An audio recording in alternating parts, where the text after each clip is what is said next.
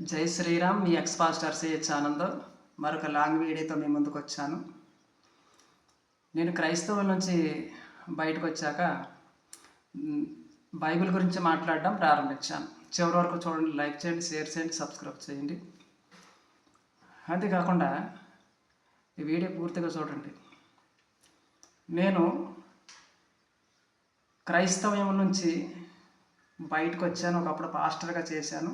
క్రైస్తవం నుంచి బయటకు వచ్చాను. 2024లో బయటకు వచ్చాను. 2025లో నేను ఫిబ్రవరిలోని యూట్యూబ్ ఛానల్ పెట్టాను. బైబిల్ గురించి, అందులో ఉన్న అబద్ధాలు, మోసాల గురించి తెలియజేస్తూ ఉన్నాను.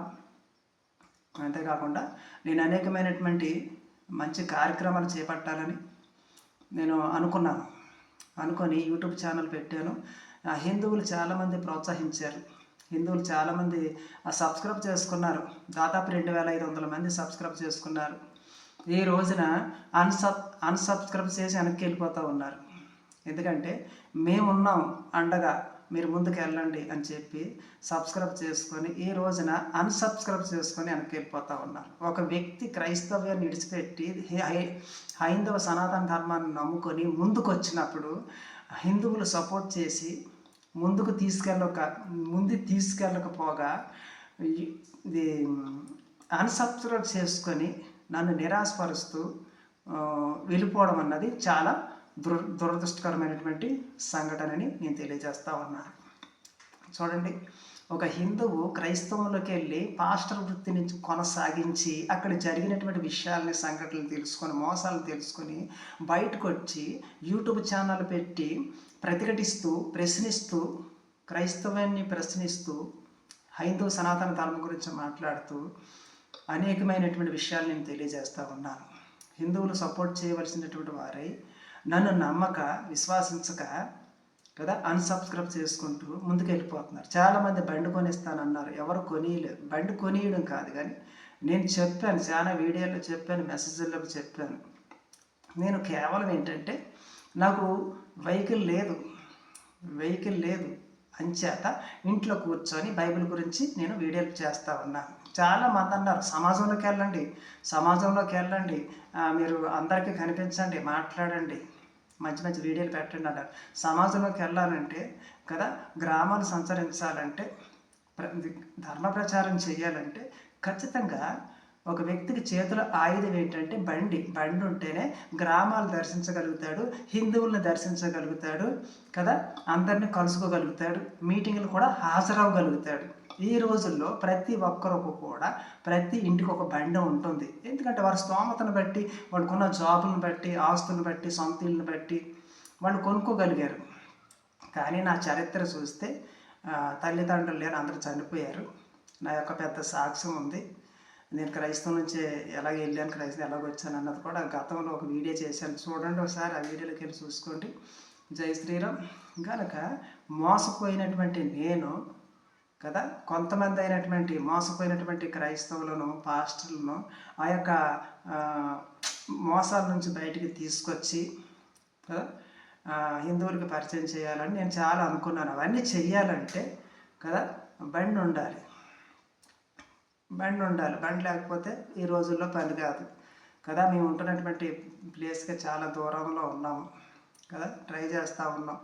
కానీ ఈ ఏమంటారు, కెమెరా ముందు నిలబడి కూర్చొని బైబిల్ గురించి బోధించడం కదా వ్యర్థ ప్రసంగంగా అయిపోతూ ఉంది. సమాజంలోకి వెళ్ళాలి. సమాజంలోకి వెళ్ళి ఏం జరుగుతున్నది అన్నది మీకు వీడియో రూపంలో చూపించి అనేక మందిని, మోసపోయిన క్రైస్తవులందరినీ కూడా హైందవ ధర్మంలోకి నడిపిస్తూ కదా, అందరిని ప్రశ్నిస్తూ ఇంకా ధర్మ ప్రచారం చేయాలి. క్రైస్తవ్యం అనేది సువార్త చాలా వేగంగా వెళ్తూ ఉంది. హిందువులు మౌనంగా చూస్తూ ఉంటే వీళ్ళు కూడా క్రైస్తవులకు వెళ్ళే స్టెప్ ఉంటుంది, మారిపోతారు. కనుక క్రైస్తవం సువార్త వేగంగా వెళ్తూ ఉన్నప్పుడు హిందువు యొక్క పరిచర్య కూడా, అంటే ప్రచారం కూడా ముందుకి వెళ్ళాలి. అంటే నిద్రపోతున్నటువంటి హిందువుల్ని మత మార్పిడి గురి కాకుండా వాళ్ళని హెచ్చరిస్తూ, బుద్ధి చెప్తూ, ధర్మాన్ని గుర్తు చేస్తూ, బాధ్యతలను గుర్తు చేస్తూ ఉండాలి. మనం ఈ జనరేషన్లోని ప్రతి హిందువు కూడా ధర్మ ప్రచారం చెయ్యాలి కదా. చిన్నజీఆర్ స్వామి కూడా ఆయన కూడా ఒక వీడియోలో అన్నాడు, ఈ జనరేషన్లో ధర్మ ప్రచారం చేయాలని. నిజమే, అదే కరెక్ట్. అది ఆ ఒక్క మాట మాత్రం చాలా ఎక్సలెంట్. అది ప్రచారం చేయాలి, మౌనంగా ఉంటే కుదరదు. ప్రచారం చేయాలి, మనం ఉన్న ధర్మాన్ని గుర్తు చేయాలి, అంతే. మరేం లేదు, మా మతంలోకి రండి అని చెప్పనవసరం లేదు. అందుకే మెసేజ్లోని వీడియోలో చెప్తా ఉన్నాను, ఒక్క బండి కొనుక్కోవడానికి హెల్ప్ చేయండి, ఒక్క వెహికల్ కొనుక్కోవడానికి ఒక 20,000 కానీ 30,000 కానీ సాయం చేయండి అని నేను చెప్తా ఉన్నాను. ఎప్పుడైతే ఈ మాట చెప్తున్నానో డబ్బులు అడుక్కుంటున్నాడు వీడని చెప్పి వెంటనే అన్సబ్స్క్రైబ్ చేసేస్తున్నారు. అన్సబ్స్క్రైబ్ చేసేసి వెళ్ళిపోతూ ఉన్నారు.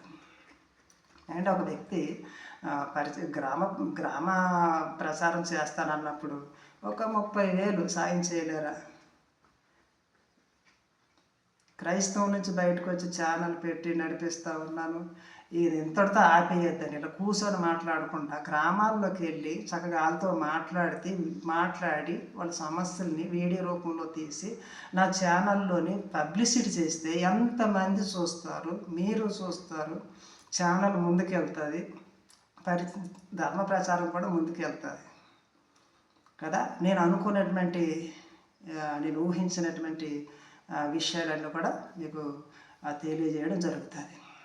నేను అనుకున్నాను అట్లా అని వచ్చేయడం కాదు, క్రైస్తవుల నుంచి బయటకు రావడం కాదు, కానీ తెలియచేయాలి, ఇతరులు కూడా తెలియజేయాలి. చాలామంది హిందువులు మోసపోతున్నారు కదా, అలా మోసపోకుండా చూడండి, మొన్న చచ్చిపోయినటువంటి శవాన్ని 4 రోజులు పెట్టుకున్నాడు యేసుప్రభు, మరి వచ్చి బాగు చేస్తాడని, ఇలాంటి విషయాలు ఎన్నో ఉంటాయి. ఎంతోమంది ఆ స్వస్థతలో ఇంకా కాన్పులు ఇంకా రకరకాలుగా మరి మోసపోతూ ఉన్నారు. క్రైస్తవులు కూడా మోసపోతూ ఉన్నారు కనుక తెలియచేయాలి.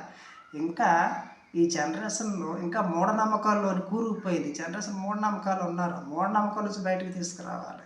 ఎంతో తెలియజేయవలసిన బాధ్యత మనకు ఉంది.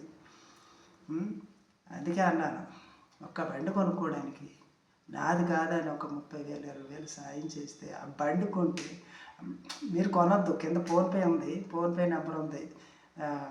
ఒక 20,000 కానీ 30,000 కానీ మీరు అకౌంట్లో వేసినట్లయితే మీ పేరు ఆ బండి వెనకాల పలానోడు ఇచ్చారు, మీ పేరు మీరు ఎవరైతే ఒక 20,000 30,000 నా బ్యాంకుకి అకౌంట్లో వేస్తారో మీ పేరు మెసేజ్ కింద మెన్షన్ చేయండి, చాలు అంతే.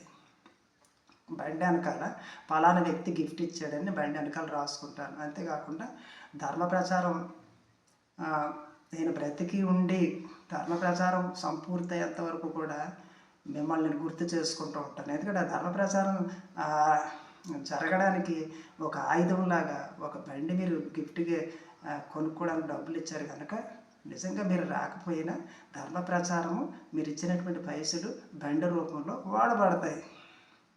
ఇది గ్రహించండి. అంతేగాని మీరు ఇచ్చే 20,000 30,000తో నేను బిల్డింగ్ కట్టుకొని సర్వసుఖాలు నేను అనుభవించాను అలా అనుకొని యూట్యూబ్ ఛానల్ నుంచి బయటకు వెళ్ళిపోతున్నారు, అని సబ్స్క్రైబ్ చేసేస్తూ ఉన్నారు. మా జీవితాలు త్యాగం చేయడానికే ధర్మంలోకి వచ్చాము, మంచిని బోధించడానికి. వద్దనుకొని ముందుకు వెళ్ళిపోతున్నారు. మీరు ప్రచారం చేసుకోండి, మీరు పనులు చేసుకోండి, మీ కుటుంబాన్ని పోషించుకోండి, తర్వాత ధర్మ ప్రచారం అంటే మీలో బాధ్యత లేదు, మీలో బాధ్యత లేదు అన్నట్టు ఆ మాటలకు అర్థం ఉంటుంది. జై శ్రీరామ్. కనుక అప్పుడు కానీ ఆలోచించండి, ఆలోచించి ఈరోజే స్పందించి నిజంగా ధర్మానికి సహాయం చేయాలనుకుంటే ఈరోజే ఫోన్పే చేయండి, ధర్మాన్ని రక్షించండి, నన్ను ముందుకు ప్రోత్సహించండి ధర్మ ప్రచారం చేయడానికి. ఒక్క బండి కొనుక్కోవడానికి నేను అడిగేది. జై శ్రీరామ్. అంతేకాకుండా నేను థ్యాంక్ యూ.